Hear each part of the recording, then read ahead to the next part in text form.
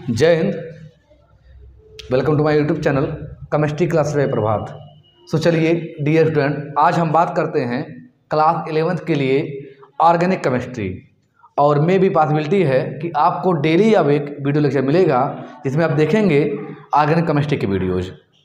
सो चलिए आज की इस वीडियो में हम समझते हैं सबसे पहला जो चैप्टर है आपका उसके बारे में और उसके कुछ बेसिक कॉन्सेप्ट के बारे में। सो इसलिए हमने पहले लिख दिया है यहाँ पे ऑर्गेनिक केमिस्ट्री, यानी कि आज के जो वीडियो है आपका ये ऑर्गेनिक केमिस्ट्री पे बेस्ड है। यानी टोटल हम इस वीडियो में पढ़ेंगे ऑर्गेनिक केमिस्ट्री के बारे में कि क्या होता है ऑर्गेनिक केमिस्ट्री और इसके कंपाउंड्स क्या होते हैं और इसके साथ ही साथ एप्लीकेशन क्या है। तो अगर हम आपको बता दें फर्स्ट ऑफ ऑल तो ये है कि जो हमारा केमिस्ट्री है जनरली आपके लेवल पे यानी कि क्लास 11-12 लेवल पे वो आपका 3 पार्ट का है। एक है आपका फिजिकल, एक है इनऑर्गेनिक और एक है ऑर्गेनिक, जिसमें से हम या ऑफलाइन क्लास फिजिकल और इनऑर्गेनिक कंप्लीट कर चुके हैं। बट अब जो है हम चाह रहे हैं कि साथ साथ आपका ऑनलाइन भी क्लास चले जिसमें हम देखेंगे पूरे ऑर्गेनिक केमिस्ट्री को। सो चलिए सबसे पहले हम समझते हैं कि ऑर्गेनिक केमिस्ट्री हम कहते किसे हैं, यानी कि जो मेन डिफरेंस है ऑर्गेनिक और इनऑर्गेनिक में उसमें हम क्या देखते हैं उसके बारे में।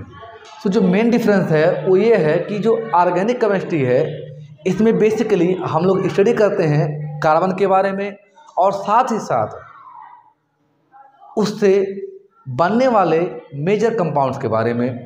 लेकिन यहाँ पे ज़रूरी ये है जानना कि आखिर ऑर्गेनिक केमिस्ट्री है क्या, इसे हम डिफाइन कैसे करते हैं।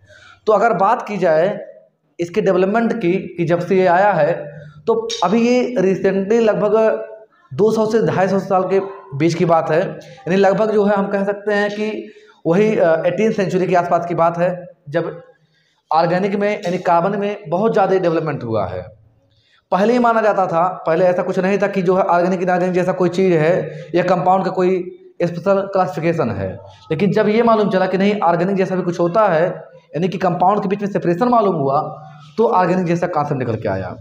पहले हमारे एक ओल्ड साइंटिस्ट हैं, उनका नाम है बर्जीलियस। बर्जीलियस का मानना था जिन्होंने सबसे पहले जो है ऑर्गेनिक केमिस्ट्री के बारे में या ऑर्गेनिक कंपाउंड के बारे में अपनी परिकल्पना दी, अपना हाइपोथेसिस दिया। ठीक, अपनी परिकल्पना दी या अपना हाइपोथेसिस दिया। परिकल्पना मीन्स होता है कि अपनी कुछ बातों को वो रखे या जिसको हम लोग इंग्लिश में कहते हैं हाइपोथेसिस, मतलब उनका कुछ अपना वर्ड था जिसको वो समझाना चाह रहे थे, कहना चाह रहे थे। उनका ये मानना था कि ये जो ऑर्गेनिक कंपाउंड्स होता है वो ऑर्गेनिक कंपाउंड केवल और केवल किसी विजुअल फोर्स या किसी ऐसे मतलब जैसे कि हम कह सकते हैं कि गॉड गिफ्ट कोई फोर्स है जिससे ऐसे कंपाउंड बनते हैं, जिससे ऐसे कंपाउंड बनते हैं जिसमें ऑर्गेनिक यानी कि कार्बन जैसा कोई चीज़ होता है। लेकिन यहाँ पर इस चीज़ को समझने के लिए पहले आप ये समझिए कि ऑर्गेनिक का मीन्स होता क्या है। यहाँ पे देखिए इंग्लिश में लिखा है ऑर्गेनिक केमिस्ट्री और ऑर्गेन का मतलब होता है पार्ट यानी कि हिस्सा, और हिंदी में इसका नाम होता है कार्बनिक रसायन। और कार्बन क्या है आपका एक एलिमेंट है। कार्बन क्या है एक एलिमेंट है। तो ये माना गया कि जो कंपाउंड हमारा सिंथेसाइज होता है, बनता है या हमको प्राप्त होता है कहाँ से, लिविंग ऑर्गेनिज्म से या जीवित प्राणियों से, जैसे जीव जंतु या पेड़ पौधे। जीव जंतु भी हमारे क्या है जीवित माने जाते हैं, और जो एनिमल्स है वो भी क्या है जीव जंतु में ही आएंगे, और जो प्लांट्स हैं पौधे ये भी किस में आएंगे जीवित प्राणियों में आते हैं। तो जो कंपाउंड जीव जंतु से प्राप्त होता था चाहे उनका डेड बॉडी हो या वो जीवित हो, उन कंपाउंड का नाम दिया गया था ऑर्गेनिक कंपाउंड्स। क्या नाम दिया गया था ऑर्गेनिक कंपाउंड्स। लेकिन बाद में पता चला कि उस ऑर्गेनिक कंपाउंड्स में यानी कि जो हमको किसी पार्ट से प्राप्त हो रहे हैं उन कंपाउंड्स में जो मेन होता है जो उनको ऑपरेट करता है यानी एज ए ऑपरेटर वो क्या है हमारा कार्बन है। सो ये कह दिया गया कि ऑर्गेनिक कंपाउंड मीन्स कार्बनिक रसायन। फिर बात आती है कि इसका डेफिनेशन क्या है। तो डेफिनेशन में अगर देखा जाए तो कहा जाता है कि ऑर्गेनिक केमिस्ट्री या कार्बनिक रसायन रसायन विज्ञान की वह शाखा है जिसके अंतर्गत हम कार्बन एवं उससे बनने वाले कंपाउंड्स का अध्ययन करते हैं, स्टडी करते हैं। वो कहलाता आपका कार्बनिक रसायन, अर्थात रसायन विज्ञान की वह शाखा जिसके अंतर्गत मुख्य रूप से कार्बन तथा उससे बनने वाले मेजर कंपोनेंट्स का अध्ययन किया जाता है, उसे हम कहते हैं कार्बनिक रसायन। क्लियर है? अब बात करते हैं कि क्या सभी कंपाउंड जिसमें कार्बन है वो ऑर्गेनिक है, यानी कार्बनिक है कि नहीं। फॉर एग्जाम्पल अगर देखा जाए साइनाइड, ठीक, CN हो गया मान लीजिए, या CO2 या सिंपल कार्बन, क्या ये सब ऑर्गेनिक हैं? या कहते हैं कार्बाइड, ठीक, ये, या कह दें यूरिया, ठीक, जिसका फार्मूला होता है C+O NH2, यानी इसका फार्मूला होता है NH2CO NH2। क्या ये कार्बनिक है? इन सब की हम बात करते हैं। तो ये जो साइनाइड है या CO2 है या जो कार्बन है या जो कार्बाइड है, ये सब आपके ऑर्गेनिक नहीं है, लेकिन ये जो है आपका ऑर्गेनिक है। तो फिर कुछ डिफरेंस होगा जिसे हम समझेंगे कि ऑर्गेनिक और इनऑर्गेनिक में अंतर क्या होता है। तो चलिए समझते हैं उसके डिफरेंस को। देखिए, कहा क्या जाता था पहले कि जो लिविंग ऑर्गेनिज्म मिलेगा, यानी जीवित प्राणियों से मिलेगा, उसे हम क्या बोलेंगे? ऑर्गेनिक कंपाउंड बोलेंगे। तो इसके बारे में सबसे पहले एक साइंटिस्ट थे जिनका नाम था बर्जीलियस। उन्होंने अपना हाइपोथेसिस दिया, परिकल्पना दिया, जिसमें उन्होंने कहा कि जो भी जीवित प्राणियों से, जीव जंतुओं से या पौधों से प्राप्त होने वाले कंपाउंड्स होते हैं वो ऑर्गेनिक कंपाउंड यानी कि कार्बनिक कंपाउंड कहलाते हैं, यानी कार्बनिक यौगिक कहलाते हैं। लेकिन बाद में ये चीज़ें विफल हो गई, ये चीज़ें बेकार हो गई, झूठी हो गई। कब? जब एक दूसरे साइंटिस्ट आए जिनका नाम था होलर। क्या नाम था? होलर। उन्होंने क्या किया? उन्होंने उनके बात को झुठला दिया। जो बर्जीलियस का मानना था कि ऑर्गेनिक कंपाउंड हमारा केवल और केवल एनिमल से प्राप्त हो सकता है, पेड़ पौधे से प्राप्त हो सकता है, इसे लैब में नहीं बनाया जा सकता है, इस चीज़ को झुठलाने वाले कौन थे? होलर। ठीक है, होलर। ठीक, उन्होंने क्या किया? वो सबसे पहले क्या किए? अमोनियम साइनेट को, किसको? अमोनियम साइनेट को, साइनेट, ठीक, को गर्म किया। क्या किया? गर्म किया और प्राप्त किया यूरिया। ठीक, जो कि फार्मूला यहाँ दिया गया यूरिया। तो ये यूरिया का फार्मूला है। तो फिर बात आती है कि अमोनियम साइनेट क्या था। तो देखिए अमोनियम साइनेट, ये है अमोनियम साइनेट का फार्मूला NH4CnO। क्या है? NH4CnO। तो सबसे पहले बर्जीलियस की बातों को झूठा करने वाले या सबसे पहले ऑर्गेनिक कंपाउंड को लैब में बनाने वाले कौन थे? होलर। कौन थे? होलर। ठीक, WHOLER, होलर। इन्होंने क्या किया था? अमोनियम साइनेट को लैब में गर्म किया था और उससे उन्होंने क्या प्राप्त किया था? यूरिया। ये रहा यूरिया का फार्मूला और स्ट्रक्चर। ठीक है, ये आपका इनऑर्गेनिक कंपाउंड है। ये क्या है? इनऑर्गेनिक कंपाउंड है। और ये है आपका ऑर्गेनिक कंपाउंड। इसमें जो एज ए ऑपरेटर है, जिसका मेन स्केलेटन है, वो है कार्बन का। किसका है? कार्बन का। और इसमें जो मेन ऑपरेटर है वो कार्बन नहीं है, बल्कि उसके अतिरिक्त कौन है? नाइट्रोजन है या ऑक्सीजन है।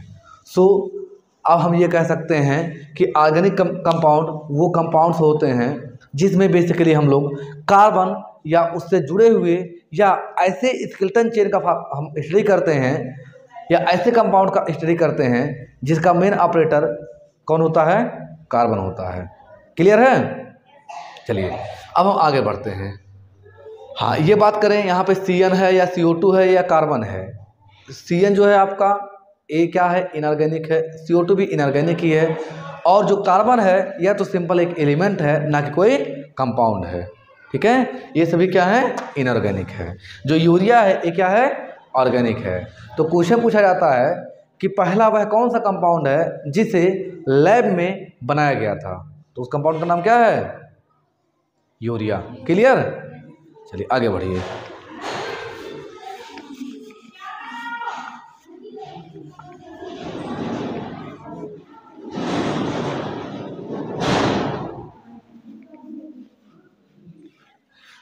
चलिए अब देखिए थोड़ा सा इसमें अब जो हम घुसते हैं अंदर तक, देखते ये हैं कि इसमें हम लोग पढ़ेंगे क्या क्या चीज़ें। तो सबसे पहले आप देखिए सोनी, इसमें सबसे पहले हम क्या देखेंगे कि जो हमारा कार्बन है इसका बिहेवियर कैसा है। चलिए अब हम सबसे पहले ये समझ लेते हैं कि ऑर्गेनिक केमिस्ट्री में इसका जो मेन कार्बन है इसका नेचर क्या क्या है और कैसे वर्क करता है, इसके क्या बिहेवियर है, क्या नेचर है। देखिए सबसे पहले हम लोग क्या पढ़े रहते हैं क्लास 10 तक का कि कार्बन क्या है, एक एलिमेंट है। कार्बन क्या है, एक एलिमेंट है। ठीक, इसका एटॉमिक नंबर कितना है कार्बन का, ठीक, ये है एलिमेंट, एटॉमिक नंबर क्या है, ये है 6। ठीक, फिर देखिए कार्बन में इलेक्ट्रॉन कितने होते हैं, ठीक 6। प्रोटॉन कितने होते हैं 6 और न्यूट्रॉन कितने होते हैं 6। लेकिन किसमें, तो कार्बन के 3 आइसोटोप पाए जाते हैं। कितने, 3 आइसोटोप। ठीक, ये जो कार्बन होता है इसके 3 आइसोटोप होते हैं। ठीक है, आइसोटोप मतलब, आइसोटोप हिंदी में बोलते हैं समस्थानिक। ठीक है, जिसका एटॉमिक नंबर सेम हो बट एटॉमिक वेट डिफर होने अलग अलग हो, उसे हम बोलते हैं आइसोटोप। यानी नंबर ऑफ उसमें प्रोटॉन क्या होंगे, एटॉमिक नंबर मतलब आप ये देखिए समझिए, हमने क्या कहा, एटॉमिक नंबर क्या होगा, सेम। ये क्या होगा, सेम। Atomic weight different. अभी बता रहे हैं आपको, परेशान मत होइए। देखिए जो एटॉमिक वेट होता है जिसे आप बोलते हैं परमाणु भार, ठीक है, जो परमाणु भार होता है वो क्या होता है, ध्यान दीजिए, परमाणु भार ये आपका होता है प्रोटॉन प्लस न्यूट्रॉन। क्या होता है, न्यूट्रॉन।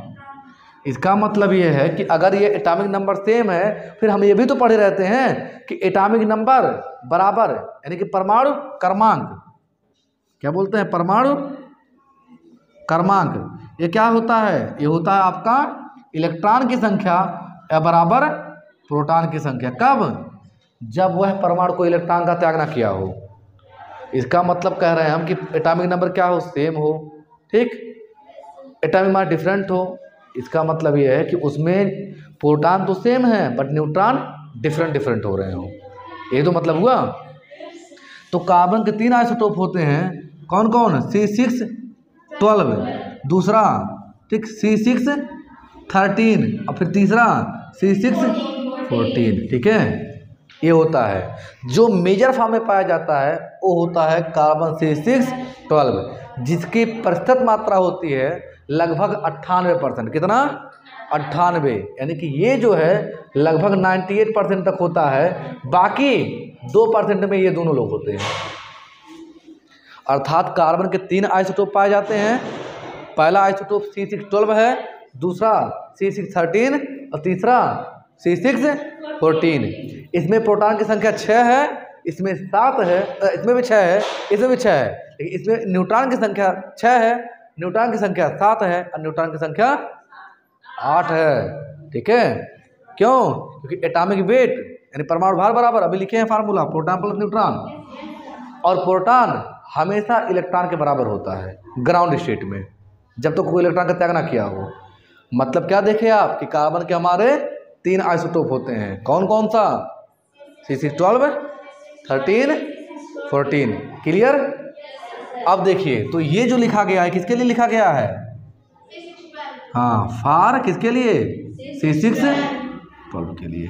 ठीक, अब हम बात करते हैं, अब हम जब ये समझ चुके हैं कि इसके पास इलेक्ट्रॉन 6 होते हैं, ठीक, और फिर ये क्या है, ये है अधातु यानी कि नॉन मेटल। ये क्या है, अधातु यानी कि नॉन मेटल है। ठीक है, अब और आगे बढ़ते हैं इसके बारे में। वो क्या देखते हैं, हम देखते हैं कि इसका इलेक्ट्रॉनिक कॉन्फ़िगरेशन क्या होगा। तो देखिए सामान्य तौर पे हम लोग ये जानते हैं बोहर मॉडल के अकॉर्डिंग इलेक्ट्रॉनिक कॉन्फ़िगरेशन यानी ईसी, हिंदी में कहेंगे इलेक्ट्रॉनिक विन्यास, वो होता है आपका 2,4। अगर SPDF मॉडल देखें तो वो होता है आपका 1s2, ठीक, 2s2 और 2p6 कैसे, 2p2, 2, 2, 4 और 2, 6। क्लियर। अब देखिए, अब आप पढ़े हैं क्या, ऑक्टेट रूल। ऑक्टेट रूल के अकॉर्डिंग देखा जाए तो आउटर मोस्ट में कितने इलेक्ट्रॉन होने चाहिए? 8, ठीक है, तो वह स्टेबल होगा।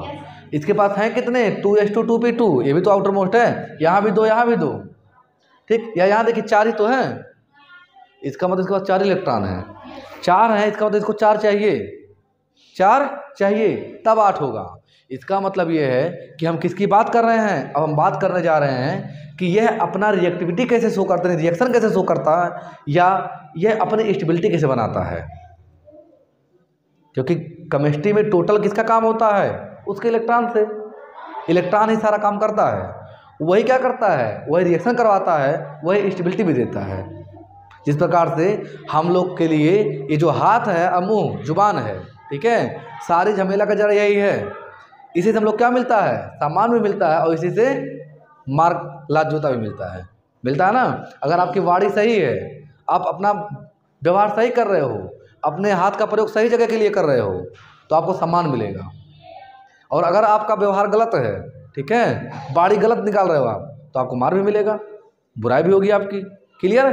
ठीक ऐसे इलेक्ट्रॉन भी है, अगर सही जगह प्रयोग कर रहे हैं हम, तो क्या करेगा? स्टेबिलिटी देगा, और नहीं तो डिस्टेबिलिटी देगा। चलिए देखिए स्टेबिलिटी कैसे और क्या। हम जानते हैं कि ऑक्टेट रूल के अकॉर्डिंग किसी भी एटम के या कोई भी एलिमेंट तब आपका स्टेबल होगा जब उसके आउटर मोस्ट सेल में 8 इलेक्ट्रॉन होंगे, ये हम जानते हैं पहले से। दूसरा, जब कोई भी एटम हो जिसके आउटर मोस्ट सेल में 8 इलेक्ट्रॉन ना हो लेकिन 5 इलेक्ट्रॉन से ज़्यादा हो, तब क्या करता है? वो इलेक्ट्रॉन को एक्सेप्ट करता है। और जब उसके आउटर मोस्ट सेल में 1, 2 या 3 इलेक्ट्रॉन हो, तब जनरली वो डोनेट करता है। अब अगर 1, 2 या 3 इलेक्ट्रॉन है तो जनरली ये मेटल के केस में होता है, लॉस करते हैं। लेकिन अगर वह नॉन मेटल है तो क्या करता है? वो शेयर करता है, ठीक है। तो कार्बन क्या है? कार्बन है आपका नॉन मेटल, और आउटर मोस्ट में कितने इलेक्ट्रॉन है? 4, ठीक, 1, 2, 3, 4, 5, 6 और 7। अगर इतने होते हैं किसी के पास, आउटर मोस्ट मतलब बाहरी सेल में, ठीक है, तो इलेक्ट्रॉन क्या करेगा? एक्सेप्ट करना चाहता है और 8 पूरा कर लेगा। अगर इतने होते हैं तो लॉस कर लेगा, तो क्या करेगा? लॉस कर लेगा, अपना ऑक्टेट पूरा कर लेगा। तो हमने क्या देखा? हमने देखा फाइनली कि अगर किसी भी एटम के पास आउटर मोस्ट सेल में 1, 2 या 3 इलेक्ट्रॉन है तो लॉस कर देता है। जनरली ये प्रॉपर्टी रखते हैं मेटल्स इलेक्ट्रॉन लॉस करते हैं, ठीक। और ये जो अगर किसी के पास 5, 6, 7 है तो ये इलेक्ट्रॉन एक्सेप्ट कर लेते हैं। लेकिन अगर किसी के पास 4 है तब क्या करेगा वो? फॉर एग्जांपल 4 किसके पास है? कार्बन के पास। तो जिसके पास 4 होता है वो चाहे तो 4 इलेक्ट्रॉन लॉस करे या गेन करे। तो अगर 4 इलेक्ट्रॉन लॉस करेगा तो किसको देगा 4 इलेक्ट्रॉन? ये भी प्रॉब्लम है। और 4 अगर गेन करेगा तो ये रखेगा कहाँ? ये भी प्रॉब्लम है। क्यों? अगर गेन करेगा तो रखने का मतलब ये है कि उसके न्यूक्लियस के ऊपर ज़्यादा प्रभाव पड़ जाएगा। सो ऐसे कंडीशन में ये क्या करता है? ये इलेक्ट्रॉन की शेयरिंग करता है। कौन? कार्बन। यानी कि ये जिसका इलेक्ट्रॉनिक कॉन्फ़िगरेशन होता है वो क्या करता है? इलेक्ट्रॉन के शेयरिंग करता है। सो जो कार्बन है आपका, ये क्या करता है? ये हमेशा क्या बनाता है? Covalent bond. कौन सा बॉन्ड? Covalent bond. हिंदी में क्या कहते हैं? सहसंयोजी बंध। क्या कहते हैं? सहसंयोजी बंध। यानी कार्बन क्या करता है? सहसंयोजी बंध का फॉर्मेशन करता है। अर्थात कार्बन अपने आप को स्टेबल करने के लिए ऑक्टेट थ्योरी के अकॉर्डिंग 4 इलेक्ट्रॉन का शेयरिंग करता है, यानी कि साझा करता है, जिससे इसके पास 4 इलेक्ट्रॉन और होते हैं, यानी कि अपना 8 पूरा कर लेता है। और देखिए आप एग्जांपल, आप लेविस डॉट मॉडल में पढ़े हैं कि अगर हम CH4 का स्ट्रक्चर बनाएं तो अगर ये रहा कार्बन के इलेक्ट्रॉन ऐसे और ये रहे हाइड्रोजन के इलेक्ट्रॉन ये ऐसे, तो यहाँ आप क्या देख रहे हैं कि ये अगर साझा कर रहा है तो इस प्रकार से कुछ देखिए ऐसे होगा। और यहाँ देखिए जो है कार्बन का 8 इलेक्ट्रॉन पूरा हो गया है और हाइड्रोजन कितना? 2 इलेक्ट्रॉन। देखिए कार्बन के गिनिए 1, 2, 3, 4 पहले थे, 1, 2, 3, 4 पा गया, कितना हो गया? 8। सो यह स्टेबल हो गया। क्या हो गया? स्टेबल हो गया। दैट मीन्स आप क्या सीखे हैं 10 तक का? आप जानते हैं कि कार्बन 4 इलेक्ट्रॉन की शेयरिंग करता है, और जब कोई एटम 4 इलेक्ट्रॉन की शेयरिंग कर सकता है तो उसे कहा जा सकता है कि इसका जो वैलेंसी है, जो संयोजकता है, वो क्या है? 4 है। संयोजकता यानी वैलेंसी मीन्स कितने इलेक्ट्रॉन की शेयरिंग कर रहा है उसी की संख्या। कोई एटम जितने इलेक्ट्रॉन की शेयरिंग करता है बाण बनाने के लिए, वह उसकी संयोजकता कहलाती है। कार्बन 4 इलेक्ट्रॉन की शेयरिंग करता है बाण बनाने के लिए, तो इसकी संयोजकता कितनी होगी? 4। यानी आप क्या लिखेंगे? संयोजकता मीन्स इंग्लिश में वैलेंसी। क्या? वैलेंसी कितनी है? 4। हमने क्या सीखा, एक बार रिपीट करते हैं। हमने देखा कि ऑर्गेनिक कंपाउंड्स क्या होते हैं। तो बेसिकली ऑर्गेनिक कंपाउंड्स वो होते हैं जिसमें मुख्य रूप से कौन होता है? कार्बन। और एज ए ऑपरेटर होता है, वह उनको ऑपरेट करता है, उनके डेरिवेटिव बनाता है और एक लॉन्ग चेन बनाता है। और साथ ही साथ कार्बन की एक खास पहचान क्या है ऑर्गेनिक कंपाउंड के लिए, ठीक, जिसे हम कहते हैं कि ऑर्गेनिक है, वह कार्बन टू कार्बन बॉन्ड बनाता है। यहाँ पे हमने देखा था कि CN ऑर्गेनिक नहीं था, यानी CN मतलब साइनाइड। CO2 ऑर्गेनिक नहीं था क्योंकि उसमें कार्बन कार्बन का चेन नहीं पाया गया था। तो ऐसा कंपाउंड जिसमें कार्बन कार्बन का चेन पाया जाता है वो ऑर्गेनिक हो सकता है। जिसके बारे में जो है सबसे पहले बर्जीलियस ने क्या कहा था कि इसे लैब में नहीं बनाया जा सकता, ये केवल और केवल कहाँ पे? जीवित प्राणियों में या प्लांट्स में पाया जाता है, ठीक। लेकिन बाद में किसने? होलर ने इस चीज़ को गलत साबित किया। किसकी सहायता से? उन्होंने क्या देखा था, लैब में एक इनऑर्गेनिक कंपाउंड लिया, कौन सा? अमोनियम साइनेट, जिसकी सहायता से उन्होंने क्या किया? उन्होंने अमोनियम साइनेट को गर्म किया और क्या बना दिया? यूरिया। और यूरिया क्या है? एक ऑर्गेनिक कंपाउंड है। क्या है? ऑर्गेनिक कंपाउंड है। फिर इन सब ऑर्गेनिक कंपाउंड का जड़ कौन है? कार्बन। सो हम बात किसके बारे में करते हैं? कार्बन के बारे में। कार्बन एक एलिमेंट है जिसका एटॉमिक नंबर है 6 और उसके पास होते हैं इलेक्ट्रॉन 6, प्रोटॉन 6, न्यूट्रॉन 6। कब? उसके कार्बन C612 आइसोटोप में। इसका जो एटॉमिक नंबर होता है वो भी 6 होता है और एटॉमिक वेट होता है C612 में 12, यानी परमाणु भार होता है 12, ठीक। फिर इलेक्ट्रॉनिक कॉन्फ़िगरेशन बोहर मॉडल के अकॉर्डिंग 2,4 और SPDF के according 1s2 2s2 2p2। Octet model के अकॉर्डिंग हर एलिमेंट अपने आउटर मोस्ट सेल में अगर 8 इलेक्ट्रॉन रखता है तो स्टेबल होगा, ठीक है। तो इसके पास 8 नहीं है तो ये 8 पूरा करता है। कैसे? साझा करके। कैसे? साझा करके। अब ये साझा करता है तो जब भी कोई साझा करता है एलिमेंट यानी कि एटम, तो उससे जो बॉन्ड बनता है उसे हम कहते हैं सहसंयोजी बंध या कोवैलेंट बॉन्ड। सो कार्बन क्या बनाता है? Covalent bond. Clear? Then after इसके बाद जब कोई भी एलिमेंट यानी एटम अपने इलेक्ट्रॉन की साझा करता है बॉन्ड बनाने के लिए, तो वह जितने इलेक्ट्रॉन की साझा करता है वही उसकी वैलेंसी होती है। सो कार्बन 4 इलेक्ट्रॉन की साझा करता है हमेशा, तो वैलेंसी कितना? 4, यानी इसकी संयोजकता कितना? 4। क्लियर? अब देखिए यहाँ से एक क्वेश्चन पूछा जाता है। वो क्वेश्चन ये है कि क्या कारण है कि ऑर्गेनिक कंपाउंड्स बहुत ज़्यादा मात्रा में पाए जाते हैं, ठीक, बाकी और कंपाउंड की तुलना में, यानी कार्बन के यौगिक सबसे अधिक पाए जाते हैं, क्यों? क्या कारण है? तो रीजन ये है कि कार्बन 4 बॉन्ड बनाता है, पहली बात, यानी उसका नेचर कैसा है? टेट्रावैलेंसी। कैसा है? टेट्रावैलेंसी, यानी ये 4 बॉन्ड बनाता है।